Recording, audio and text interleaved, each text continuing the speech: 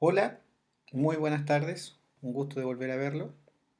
El- la exposición de hoy día de lo que vamos a hablar es del diagrama de causa-efecto o diagrama de Ichikawa o espinas de pescado en muchos otros libros que aparecen, donde Ichikawa fue uno de los grandes precursores junto con Deming de lo que es la calidad o la mejora de la calidad total.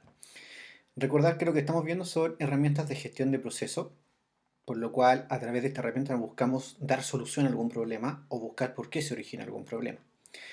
En video anterior hablamos sobre lluvia de idea. Ichikawa utiliza parte de esta lluvia de idea para buscar su efecto y obviamente darle alguna respuesta de por qué está sucediendo. El diagrama de causa-efecto o de Ichikawa es un método primero gráfico que relaciona un problema o un efecto con varios factores o posibles factores que lo puedan generar. No solamente teniendo una visión de tubo de buscar el problema en una parte, sino que Ishikawa dice que un problema puede tener múltiples causas y estas múltiples causas originar el problema. La importancia de este diagrama radica en que obliga a buscar diferentes causas que puedan afectar el problema bajo un análisis y de esta forma evitar el error de buscar la respuesta en forma directa, sino obviamente cuestionarme cuáles pueden ser sus verdaderas causas o cuáles pueden ser los verdaderos problemas que realmente están sucediendo. Entonces con esta herramienta yo me obligo a buscar más causas, a abrir mi espectro para obviamente ver qué es lo que está sucediendo, qué está ocurriendo, por qué obviamente estoy teniendo esta causa, por qué estoy teniendo este efecto y en qué me impacta. El diagrama de Ishikawa existen tres básicos o tres diagramas tipo, en los cuales depende de cómo yo busco el problema y cómo organiza en forma gráfica la solución de esto. El primer método se llama el método de los 6M, que es el método más conocido. También vamos a ver el método del tipo de flujo de proceso, que se utiliza específicamente para procesos lineales. Y por último, el método de estratificación o enumeración de causa. Vamos a explorar el primer método. El primer método es conocido el 6M o el más común, en el que consiste es agrupar las posibles causas en 6 grandes ramas. Y estas 6 grandes ramas se llaman 6M. Estas 6M son el método de trabajo, la mano de obra, los materiales, la maquinaria, la medición y el medio ambiente. Y en estos 6 elementos, definidos de manera global, que están en todo un proceso, puedan aportar a la variabilidad del proceso final o puedan aportar causas o efectos que están provocando que mi proceso varíe o que ocurran sucesos en el cual obviamente a través de estas posibles causas globales estén impactando en el resultado final. Por lo que natural se espera que todas estas causas estén relacionadas entre sí. Las preguntas básicas para poder construir este método SIM de Chicago es ¿qué aspectos de esta M se reflejan en el problema de análisis que yo estoy analizando? Para lo cual vamos a ver un ejemplo de aplicación para que nos pueda quedar mucho más claro. Se mencionan diferentes problemas en la calidad que tiene una lavadora en una empresa. Por medio de un análisis de Pareto, hay un video de esto para que ustedes lo puedan ver, se encuentra que el problema principal es que la boca de la tina está ovalada. Como se aprecia en el diagrama de Pareto, en la parte superior de la figura que vamos a mostrar a continuación, mediante una lluvia de ideas, un equipo va a buscar esta mejora. ¿Por qué obviamente tenemos una boca de la tina en forma ovalada? Y para eso obviamente llegar a un consenso y ver de todas estas posibles causas cuál es la más importante o cuál podría ser la que impacta de mayor manera en el chasis de este ensamble. Y en este caso se observa que la que mayor impacta es el ensamble de los chasis. Entonces aquí podemos ver el ejemplo. Tenemos en la parte superior nuestro Pareto, en el cual obviamente prioriza el 20 crítico que representa el 80% de la causa y dice que obviamente es mi tina la que tiene mayor defecto en la boca de la tina. Luego obviamente yo construyo esta CIM, por lo cual voy a trabajar con mano de obra, con los materiales, con el método, con la máquina y me empiezo a hacer preguntas. Ejemplo, ¿qué problema estoy teniendo los materiales? Son inadecuados, estos materiales están fuera de especificación. El método está fallando, el método del transporte es inadecuado. ¿Para qué? Para el manejo de materiales. La mano de obra, tenemos problemas en el operario, falta supervisión, esta supervisión es deficiente. La inspección es en forma irresponsable, las personas no están capacitadas, las maquinarias existen en malas condiciones, existe un desajuste y existe obviamente un subensamble de chasis. En el caso de este ejemplo, luego que el equipo de mejora continua para mejorar el problema que está ocurriendo, se dio cuenta que el que mayor impacta es el subensamble de chasis. el que impacta directamente en que la boca de la tina se encuentra en forma ovalada. Una vez que yo he descubierto el problema, puedo aplicar un segundo nivel de Ishikawa. ¿Cuál es el objetivo de este segundo nivel de Ishikawa? Ver por qué ese problema que yo he escogido, que para mí es prioritario, realmente es el más importante y por qué obviamente impacta en el resultado final. Y para lo cual obviamente yo busco las causas de este problema para obviamente poder analizarlo al mayor al detalle y de esta manera poder emplear de mejor manera la mejora para que obviamente impacte en forma positiva. Por lo cual en este ejemplo, el que estamos analizando, luego de analizar todas las posibles causas que puedan impactar en el ensamble del chasis, se llega a la conclusión de que posiblemente el problema se deba a que hay un mal manejo de la tina en la operación del ensamble, en la parte del transporte, en el cual consiste que si después de efectuar la operación de aplicación de un fundente, la tina es colgada de las perforaciones de la boca. Para ello se utilizan dos grandes ganchos y queda a criterio del operario la distancia entre uno y otro, lo cual pueden ser o más abierto o más cerrado.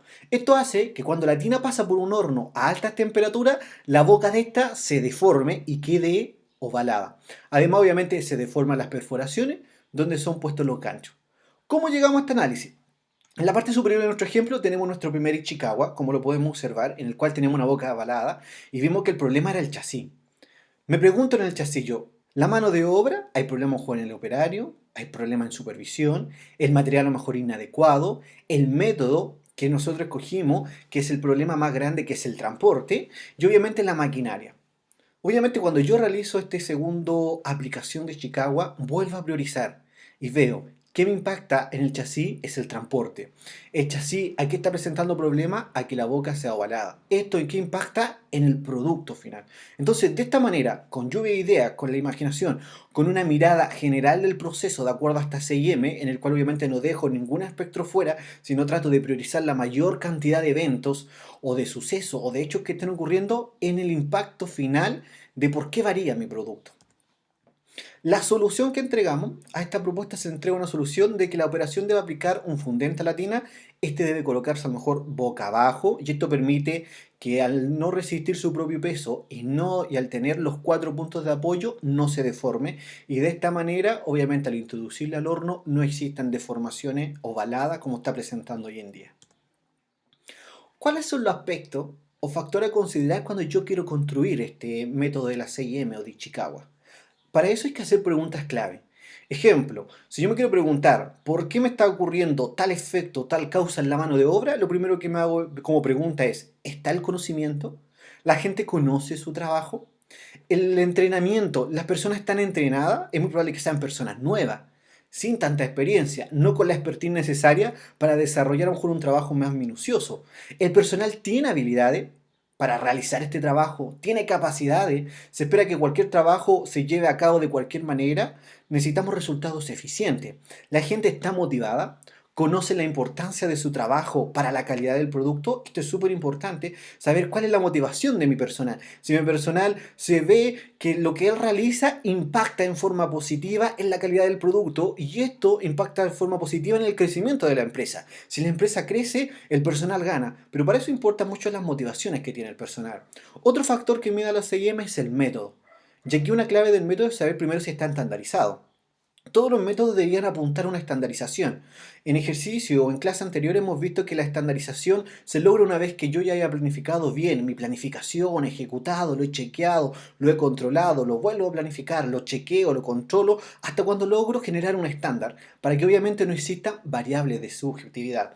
¿Qué busca este estándar? Que existan responsabilidades, que estén los procedimientos claros, definidos, cómo se ejecuta, para que obviamente no tengamos problemas en el error o al momento de cualquier trabajador ejecutar el trabajo no lo aplique en forma subjetiva de acuerdo a su conocimiento o de acuerdo a sus realidades, sino más bien lo implemente de acuerdo a un procedimiento estandarizado de cómo se ejecuta la tarea. ¿Existen excepciones? ¿El procedimiento estandarizado tiene alguna excepción? ¿Algún cambio alternativo que se pudiera realizar? ¿Están definidas las actividades que hacen los operadores? ¿Cuáles son los procedimientos de cada operador? ¿Existen los perfiles claros? Es muy importante que para la constitución de la calidad, el impacto real de un producto, siempre existe un procedimiento, siempre existe un estándar, esté todo bien definido y no queden sombras de variabilidad para que obviamente no queden palabras subjetivas, no quede al criterio de cada persona que obviamente impacta en malos resultados. Otro aspecto importante de la CIM es las máquinas y el equipo. ¿Cuáles son las capacidades de esta maquinaria? ¿Estas maquinarias han demostrado dar respuesta a la calidad de esta capacidad o la estamos sobreexigiendo más de lo que la máquina técnicamente está diseñada? Recordar que la calidad es las características y requisitos de un determinado producto, pero estas características y requisitos tienen una relación directa, obviamente, con el cumplimiento de los aspectos técnicos. Yo no puedo sobreexigir a una máquina aspectos mayores o a lo que fue diseñada, sobreexigirla, porque si la sobreexijo tengo muchos problemas. Primero, a que falle y segundo, a que exista mucho error en la cadena productiva, en el proceso, en el resultado final del producto. Otra cosa importante en la maquinaria, las condiciones de operación. Las condiciones de operaciones son variables, se han realizado algún estudio sobre esto, hay diferencia entre una máquina y otra, entre mis instalaciones, cuáles son estas grandes diferencias entre un producto y otro producto de alguna maquinaria o de otra. Es muy probable que obviamente las maquinarias no tengan sus mantenciones, no estén bien ajustadas. Obviamente eso, las mantenciones no son en forma periódica, obviamente no está el personal capacitado interviniendo en esta maquinaria y por eso obviamente hay que hacer un programa de mantenimiento preventivo y hay que ver si estos mantenimientos además son adecuados. Otro aspecto es el material. ¿Cuál variabilidad tiene mi material? Es importante que si yo quiero impactar en el resultado, mis materiales tienen que ser de buena calidad. Mi materia prima tiene que ser de buena calidad. Yo no puedo querer calidad en un producto final comprando materia prima de baja calidad. Es imposible. Para que yo pueda tener calidad, tengo que preocuparme desde la selección de mis proveedores, desde que mis proveedores desarrollen sus productos con grandes estándares de calidad y de esa manera obtener un producto con altos estándares de calidad, desarrollar un proceso bien estructurado, bien estandarizado, analizando mis puntos críticos, revisando mis cuellos de botella, obtengo un producto final. La calidad es transversal, empieza desde el proveedor, está internamente en mi empresa y como cliente como resultado final. Por última parte, ver mis proveedores.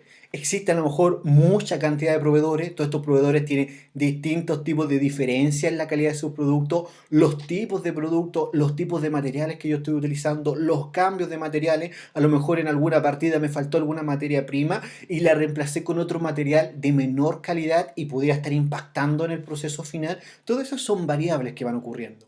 Otra, las mediciones. Es importante saber cómo yo estoy realizando mediciones a mi proceso productivo. Es importante definir cómo se van a hacer las mediciones, qué características voy a medir. Para eso debemos tener indicadores duros. Dentro de mi planificación debo tener metas con indicadores cuantitativo y cualitativo para poder analizar, buscar los puntos críticos, buscar los puntos donde varía mi proceso, buscar mis cuellos de botella, buscar estos puntos de inflexión en mi proceso productivo que está impactando. Para eso es importante que al momento de hacer mediciones también tome muestras significativas. No puedo obviamente tomar una muestra que no tenga relación con el proceso, para lo cual es importante que esta muestra sea lo más representativa de mi proceso. Por último, ver la calibración o el seco que yo tengo, qué tipo de herramientas, maquinarias, equipos estoy utilizando para hacer estas mediciones. El personal que realiza la medición tiene la capacidad adecuada para realizarla. No puedo hacer mediciones con cualquier equipo. En el caso de prevención de riesgo, ejemplo, si yo voy a medir ruido, tengo que obviamente tener un sonómetro calibrado. En el caso de calidad, si yo quiero obviamente medir un punto crítico de gramaje, tengo que tener la capacidad de que mi maquinaria obviamente puede evaluar bien los gramajes que está teniendo mi proceso productivo. En el caso del medio ambiente tengo que tener la capacidad de poder tomar resultados finales, en ejemplo, en mi reel, saber la calidad de coliformes totales y para eso obviamente tengo que tomar mediciones de la muestra de la cantidad de descargas del efluente que estoy enviando. Y por eso es importante ver la calibración de mi maquinaria, el seco que estoy tomando, cuál es el margen de error, cuál es la muestra, en qué horario, en qué momento. Obviamente estoy respetando el proceso, está estandarizado cómo se toman estas mediaciones. Todos estos factores son importantes a la hora de analizar un problema. Además, el último aspecto importante es el medio ambiente. El medio ambiente es todo lo que nos rodea.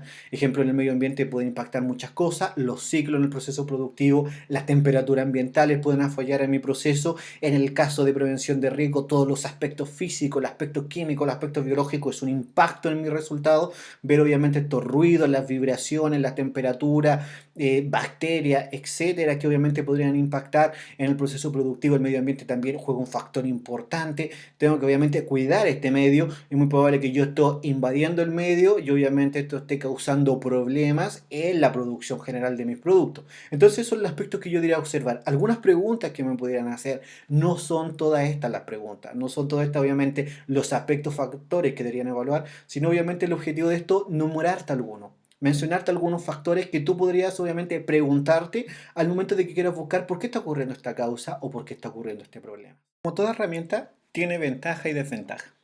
En el caso del método CIM, una de sus ventajas es que obliga a considerar una gran cantidad de elementos asociados al problema. Obliga a abrir mi espectro de que estoy mirando, de posibles causas, y ya mirar el proceso en forma global, en forma holística, y mirando no solamente una variable, sino mucho más variables. Otra gran ventaja es posible usarlo cuando el proceso no lo conozco 100% al detalle, ya que yo como profesional es muy probable que trabaje solamente en una unidad o solamente en un área, pero obviamente al vincularme con una gran cantidad de profesionales, al realizar esta lluvia de ideas, obviamente voy a encontrar otras causas, otro problema, y voy a poder asociar mi línea productiva junto con otros procesos y obviamente poder ir abriéndolo mucho más. Además, se concentra en el proceso y no el producto, que es una gran clave. Cuando yo me concentro en el resultado final y no veo qué ocurrió anteriormente, obviamente ya voy con un punto ciego. Cuando solamente observo la entrada y la salida, pero no tengo idea qué ocurre al interior de mi proceso, sino más bien es una caja negra, obviamente me va a costar mucho tomar ideas eficientes que impacten al final en un desarrollo de una mejor calidad del producto. Esto también es aplicable a prevención de riesgo. Obviamente, yo no solamente veo el accidente, sino lo que tengo que ver las causas de los accidentes. Para esto está Frank Beer, donde explica obviamente posibles factores, factores personales, factores ambientales, factores en los procesos, y obviamente poder ir abriendo mayor cantidad de espectro para poder conocer más variables, más sucesos que están ocurriendo. En el caso del medio ambiente es lo mismo. Obviamente yo no miro el impacto, sino tengo que ver por qué estoy generando tantos riles, en qué parte se están generando estos riles, dónde estos riles están saliendo sin control. Obviamente observar la cantidad de coliformes fecales de los riles. Tengo un plan de manejo de riles, lo estoy controlando en forma eficiente, y todo esto obviamente tiene una gran ventaja, porque obviamente logro observar mucho más, logro mirar mucho más, pero también tiene desventajas. Una de las desventajas, primero, que como tiene tantas ramas e identifico demasiadas causas potenciales, me cuesta observar de repente el problema real. Me cuesta observar obviamente qué es lo que está sucediendo. Sabemos que la información es importante, sabemos que tener mayor cantidad de información nos permite obviamente tomar mejores decisiones, pero cuando tenemos mucha información, no sabemos priorizar, no sabemos obviamente ver cuál es más importante, cuáles son potenciales, y más bien nos vemos con una torre de papel, una torre de documentos, una torre de causa, y no podemos llegar a algún consenso, obviamente nos complica y nos cuesta dar resultados al corto plazo, o al mediano o al largo plazo. Además, cuando yo aplico esta técnica, de repente me tiendo a concentrar en pequeños detalles del proceso productivo que en real lo que impactan es súper significativo, es súper insignificante. Entonces, obviamente, cuando yo me voy mucho a la minucia, cuando me voy mucho al detalle, obviamente es una gran desventaja porque lo que hace es no utilizar su real valor de la herramienta, sino más bien ampliarla a tal nivel que la hace súper difícil su análisis. Y por último, no es ilustrativo para quien no conoce nada del proceso, para quien no conoce obviamente cómo se detalla completamente este proceso. Si yo obviamente me dedico en un área forestal y estoy trabajando en una empresa 100% de energía, obviamente para mí va a ser completamente otro idioma lo que están hablando. Entonces es muy importante que las personas que participen en el diagrama de Ichikawa, en la construcción de este, en la búsqueda de la solución del problema, conozca el proceso o por lo menos conozca parte de los detalles de este proceso. Otro tipo de método de diagrama de Ichikawa es el método de tipo de flujo del proceso. Este método de tipo de flujo es la construcción de una línea principal con una secuencia normal de todo mi proceso productivo o de toda mi producción o de toda mi administración. Y todos los factores que pudieran impactar en la característica de calidad se van agregando en orden según corresponda para cada proceso. Este método se aplica específicamente cuando mi flujo del proceso es lineal. Cuando yo tengo un flujo del proceso, ejemplo, muy complejo en el cual interactúan muchas variables y no existe una línea marcada en bloques de cómo obviamente continúa una y otra parte, no puedo aplicar esta técnica. Pero cuando yo tengo un proceso productivo lineal, un proceso minero, pesquero, forestal, donde obviamente antes de elaborar el cobre, antes obviamente de fundir el cobre, yo lo concentro, antes de concentrarlo, lo exploté en una minería y todo es secuencial, obviamente yo puedo aplicar esta técnica. ¿Cuál es el objetivo? Encontrar, a medida que voy avanzando en el proceso, en la cadena productiva, posibles problemas que están afectando, posibles causas. El objetivo de esto es especificar factores o situaciones o partes del proceso o efectos que impactan, buscar puntos críticos, buscar alternativas, buscar cuellos de botella, descubrir de repente problemas ocultos. Es muy probable que mi línea de transición entre a lo mejor en el sector minero, entre la planta de flotación y que ocurra el sector de fundición es muy lento, se pierde mucho tiempo, es muy probable que tenga muy poco equipos de transporte, es muy probable que el medio de transporte no funcione en forma correcta y esto genera cuellos de botella. Muchos procesos productivos tienen grandes cuellos de botella que atrasan el proceso productivo, que lo hacen más lento, que lo hacen cometer más errores y la clave de esto es poder encontrarlo. ¿Qué ventaja tiene este método? Primero, obliga a preparar un diagrama de flujo de mi proceso productivo. La única forma de poder entender cómo funciona es que yo tenga un diagrama de flujo del proceso. ¿Cuál es la clave de tener un diagrama de flujo que me lo ejemplifica y yo puedo observar obviamente desde su inicio al final toda la cadena productiva? Se considera específicamente a proceso completo con una causa potencial o con posibles problemas. Identifica de repente procedimientos alternativos que obviamente yo desconocía, pero al momento de realizar esta herramienta es muy probable que el proceso no lleve la secuencia lógica, sino es muy probable que tenga alternativas distintas, obviamente, o productos o partes alternativas que es muy probable que en mi diagrama de flujo de construcción inicial yo no las conocía y es muy probable que estas alternativas me estén impactando en mi resultado. Hace posible descubrir otros problemas no considerados al inicio, que es muy probable que yo pensaba que esto ya estaba implementado, que esto funcionaba en forma correcta, pero al momento de ejemplificarlo, de ilustrarlo en una imagen, observo que obviamente no es tan considerado. Permite que las personas que desconozcan el proceso se puedan familiarizar con este y puedan obviamente facilitar su uso. Es una muy buena escuela para cuando uno está ingresando en una empresa que trabaja con procesos productivos ver sus diagramas de flujo, poder conocerlo, saber dónde inicia, dónde termina, cuáles son sus partes, cuáles son las etapas que va teniendo. Y además se emplea mucho para poder predecir problemas en el proceso productivo que tengan distintas fuentes de variabilidad. Pero como tiene ventaja, también tiene desventaja. Una de sus grandes desventajas es fácil no detectar de repente causas potenciales. Es muy probable que como obviamente es un proceso grande o proceso muy macro, me salta alguna causa porque obviamente si lo veo en muy el detalle, va a ser extenso, tedioso, aburrido y obviamente no me va a dar el resultado que yo necesito. Además, es difícil usarlo por mucho tiempo, sobre todo en procesos muy complejos, como le explicaba, y algunas causas potenciales pueden aparecer muchas veces o muchas veces no aparecer y obviamente esto me complica en mi análisis final y obviamente tendría muchos puntos ciegos. ¿Algún ejemplo de su aplicación? Ejemplo, tenemos un proceso productivo que tiene materia prima, se hace en un tubo, se realiza un proceso de corrección, luego se hace un aplanamiento, se hace una prueba de agua, se remueve el cordón y por último una inspección y luego se ven las cicatrices de mi tubo de acero. Obviamente yo voy metiendo a medida que va avanzando cada parte de mi proceso productivo, etapas. Y voy viendo obviamente que existen problemas de amontonamiento, problemas en el pulimiento, existen algunas impurezas, existen algunos problemas de los movimientos, existen algunas caídas, problemas en algunas válvulas, algunas diferencias de peso, con algunas colocaciones, rotulados, las pinturas de repente quedan mal, movimientos de las bandas, etc. Y ahí voy obviamente agregando posibles factores a medida que voy avanzando en mi proceso productivo. El otro método que se utiliza es el de estratificación o numeración de causas. La idea del método de estratificación de construcción de Ichikawa es obviamente ir directamente a las principales causas potenciales, pero sin agruparla de acuerdo al CIM. El CIM me obliga a agruparla en 6 grandes factores, ¿se acuerdan? Maquinaria, métodos, medio ambiente, mano de obra, entre otras. Mientras tanto, que la estratificación no la ordeno o no la agrupo en estas CIM.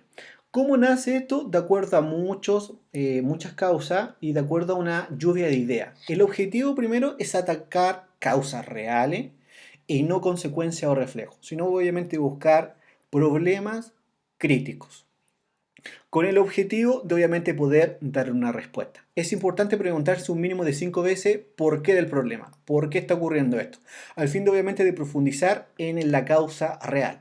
Aquí, para este método, existe una aplicación muy clave en utilizar la lluvia de ideas y los 5 por qué. Porque yo me tengo que preguntar muchas veces por qué ocurre esto, para encontrar la causa de raíz y no quedarme con el problema en forma superficial. La construcción del diagrama de este de Ichikawa parte primero con un previo análisis, con un abanico de posibles problemas, luego voy reduciendo todos estos problemas y me voy quedando con los más importantes.